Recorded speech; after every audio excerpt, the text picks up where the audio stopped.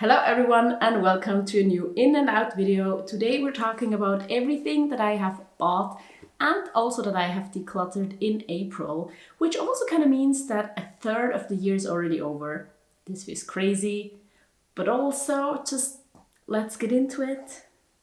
And we will start with the things that I have decluttered. So since summer is coming and I'm not just wearing my t-shirts like underneath a sweater, I am decluttering this tank top. I've had it for 3 years, I think. And now it's just, it has holes. A lot of holes on both sides here. And also the straps are kind of just falling apart. And during winter, I thought let's just wear it for a bit longer because underneath my sweater, nobody sees it and it just still kind of holds together. But now when summer comes around and everything is just kind of holes and disintegrating parts of fabric and everything, I thought it's time to let it go. Which also means that's kind of one of my first things, except for underwear, that I've worn until it falls apart. Now this is not technically falling apart completely, but the straps are kind of falling apart and it has holes. So I think this counts. This has done enough for me and now we can go. The same actually goes for another piece of underwear. It just has holes in different parts and it's done.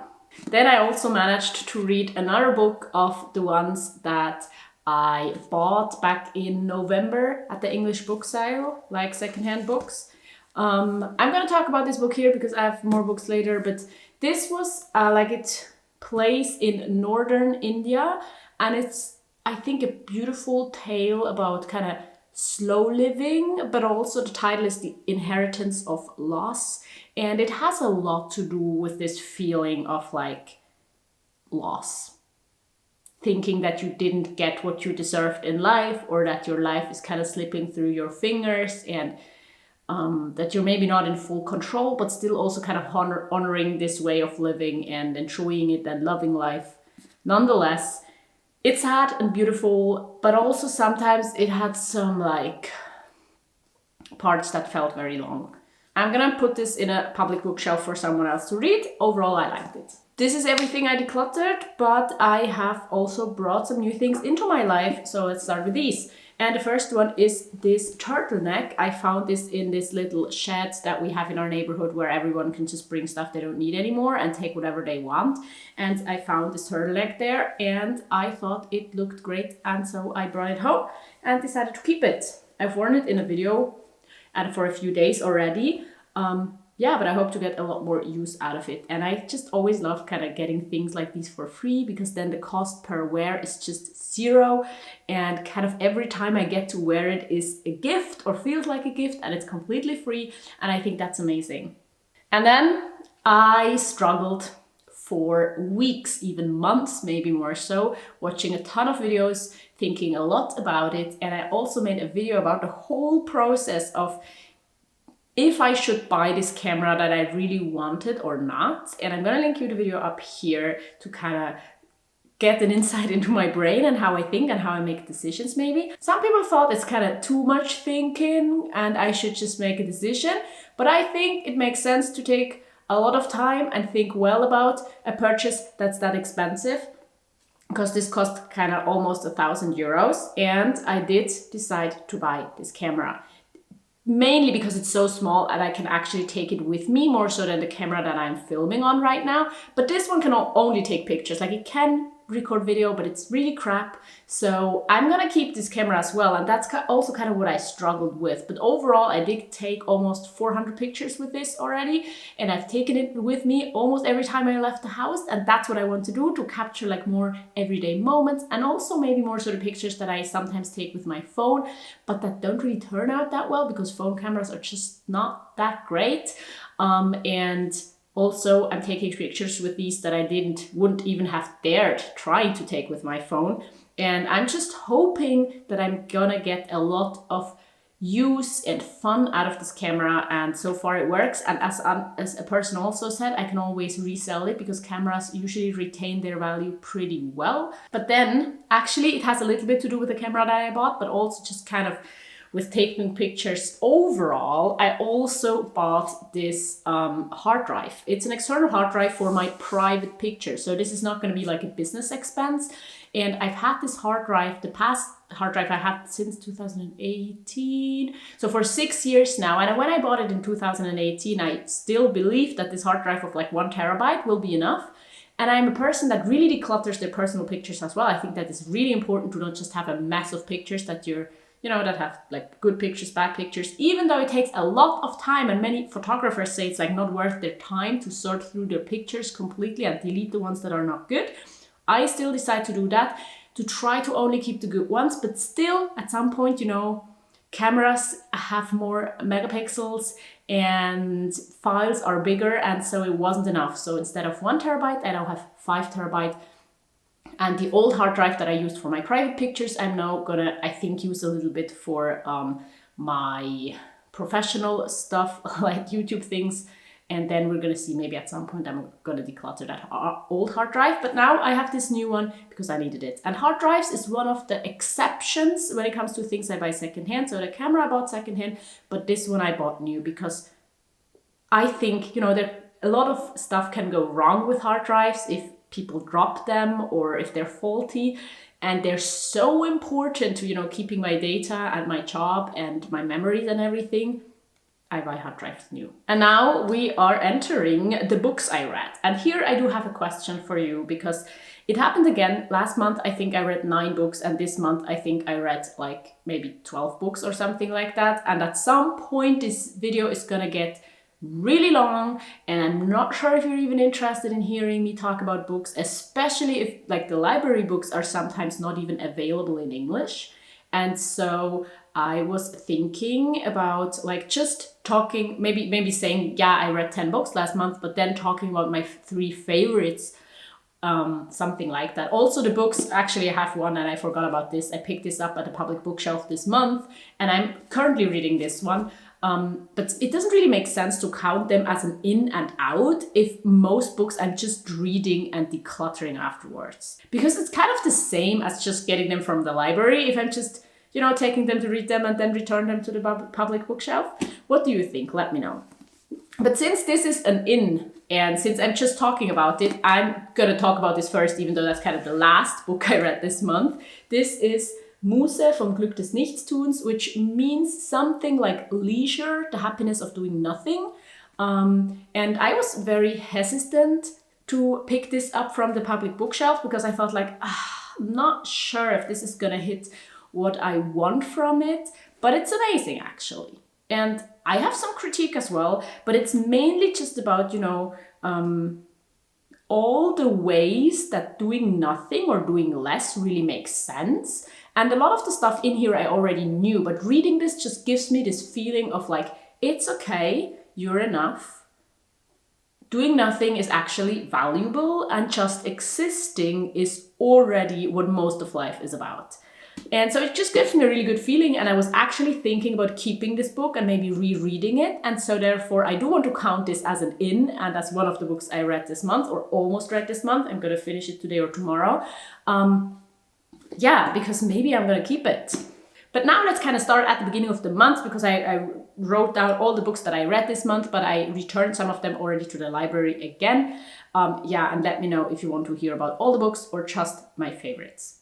So the very first book I finished this month was actually this one. I just showed you before that I'm decluttering again. It did take a while, like a week, for me to read this book because it doesn't just flow quickly and easily sometimes to read it. But then after that, I read a book that I've returned to the library, which is called Ort ohne Wiederkehr, which kind of means like a place you can't return to.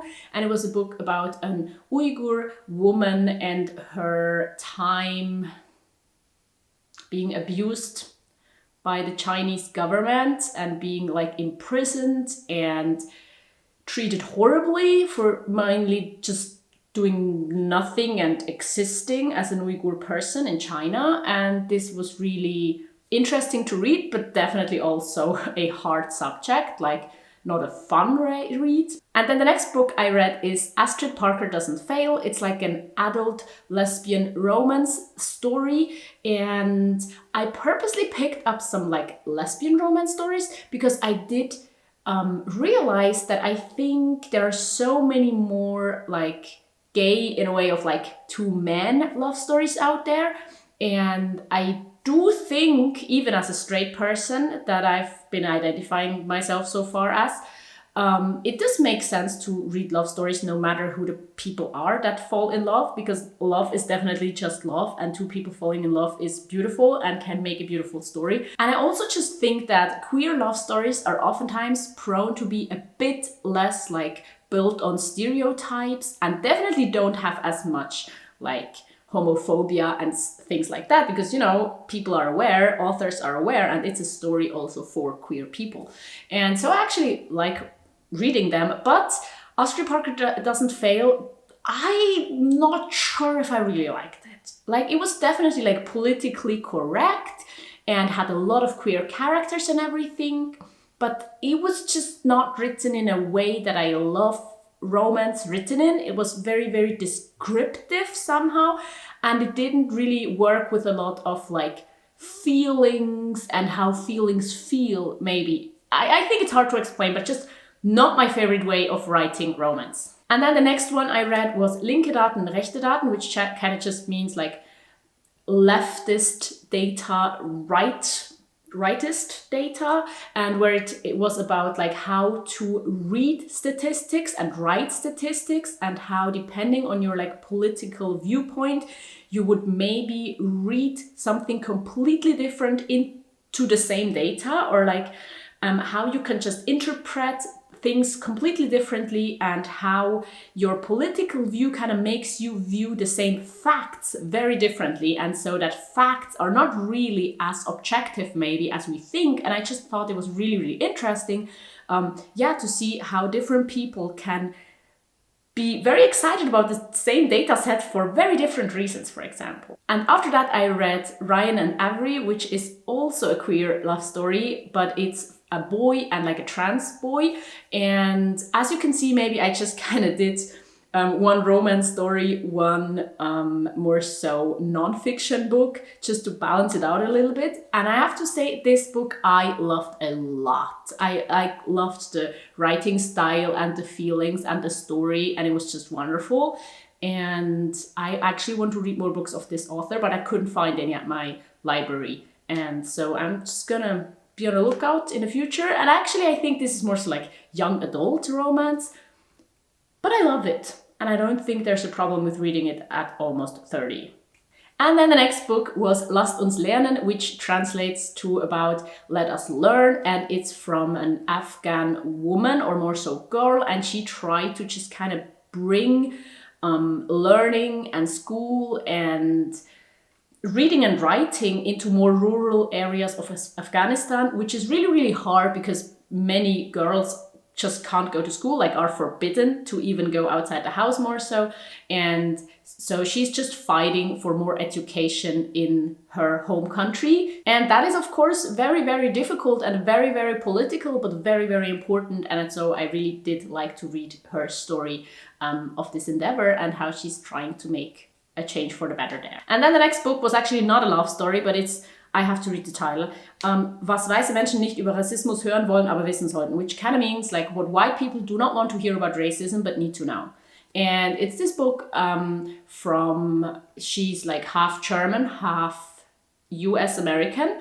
And she's also mixed, and she just kind of tells her life story, or how she is experiencing like racism and microaggressions in her everyday life, and just kind of helping white people understand how to not be racist, how to even be anti-racist, and how to make sure that everyone can feel safer and not be like treated badly by our society. And so I think this is always interesting and important to read. And then another queer love story, If Tomorrow Doesn't Come. It's just a lesbian couple that kind of drifted apart, and then over some kind of apocalypse, they're trying to kind of rekindle and see what's left and how they actually feel and what's happening with their feelings and the world and everything. And there's also a lot of mental health crisis in there. And I thought this was great as well. I enjoyed reading it a lot. And then I read another book that I have here with me, and it's Der Ursprung der Welt und der Ursprung der Liebe, which kind of means the origin of the world and the origin of love. And it's by Liv Strömquist, which is an author I already read a book from a few months ago, and I loved it a lot. And I said there I wanted to read more books of her, and so I borrowed this from my boyfriend's sister. It's like a graphic novel, and it's, as the title says, about love and the world and patriarchy and sexism and relationships and sex and a lot of things that I really like as topics. Like, I think it's so interesting how much research is discovering there. And I just think her like feminist viewpoint is just fun and enlightening and interesting, and it's a good read, and I can recommend it highly to everyone who's interested in these topics. Then I read another book which is called Die Versuchung des Autoritären, which is more so kind of, how to translate this? It translates to something like the temptation of the authoritarian, maybe, is it how you pronounce it? Like, and it's about politics. It's written from a more so conservative Polish Jewish writer. And she is just talking about both like politics, but also her husband is in politics and her friends are in politics a lot, and how this changed like over the past 20 years or so, and how it happens that so many people that had like more so a liberal and at least definitely human rights oriented view are coming back to more so authoritarian and more so extremely right and discriminating viewpoint, and how politics change in this way again after maybe a lot of people thought like, yes, we're like modern people now, we understand that everyone has human rights, and why would we ever go back to something else? So it was really interesting, but I did struggle a lot sometimes with her political viewpoint, because she is way more conservative than my point of view is. And while in a lot of ways she still has this Europe positive, human rights positive, anti-discrimination viewpoint, still there were some things she saw really differently where I thought like, I think some human rights are challenged and not really taken care of here when you talk about it like this. So it was kind of a struggle to read it, but overall I still enjoyed it, and I thought it was really interesting. And then I read another queer coming of age love story type of thing, and it's this one. It's called Pumpkin, and this one is actually the first book I've read that has something to do with drag. And now drag is just not something I've like actively read about before or was interested about before. And I did think it was really valuable and interesting to read, because it gave me a way to kind of look into drag more and understand more so why people are interested in it and do it and things like that, and why it can be so amazing. And because I loved it a lot, when I went back to the library, I picked up more books from the same author. And then, actually it's not the next book I read, but I'm gonna come back to it. This is the next book I read, and this is Krisenstadt Türkei, which kind of means crisis nation Turkey.